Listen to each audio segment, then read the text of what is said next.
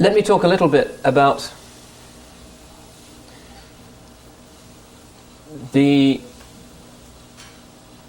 understanding that traditional Islam has had, and here we are talking not about a kind of newfangled Islam that trusts our own fallible, time-bound prejudices to interpret the Qur'an and the Hadith, but that is based on the accumulated wisdom and reflection and discussion over centuries of thousands of transformed souls.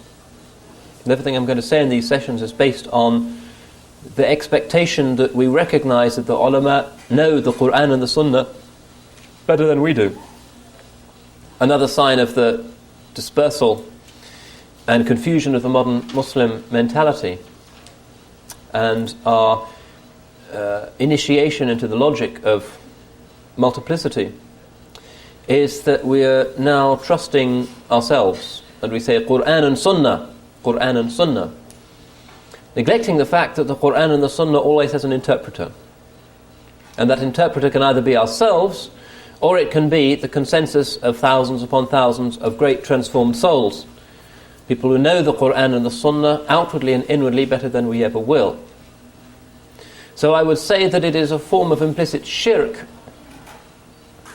to say, I'm going to bypass the tradition and go directly to the sources, Qur'an and Sunnah, because it is to set up one's own judgment as being superior to the judgment of all of those others, which is an absurdity. It's probably the greatest, most pernicious error in the modern ummah to say, well, 100,000 Shafi'i ulama might have come to this position, and I'm not really going to trouble myself to read all of the thousands of books through which this position was negotiated and arrived at. I'm going to say I know better. That really is a form of pharaonic arrogance. This is not a minor error, a minor slip in our understanding of how Islamic education should take place. It's a very fundamental error. It's a Protestant error, if you like. The idea that our personal consciences are so refined and so pure that we can understand the scriptures better than earlier generations, whole armies of great purified souls. It's an absurdity.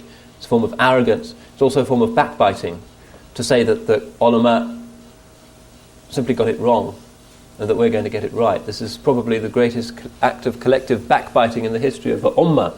We should be eating the dead flesh of deceased ulama, saying that they got it wrong. They were people of taqleed, they were Ash'aris, they were Hanafis, they were whatever, and we can get it right. That's backbiting. So what I'm going to say is going to be based on the certainty that our minds are infinitely more fallible than the minds of past generations of great ulama.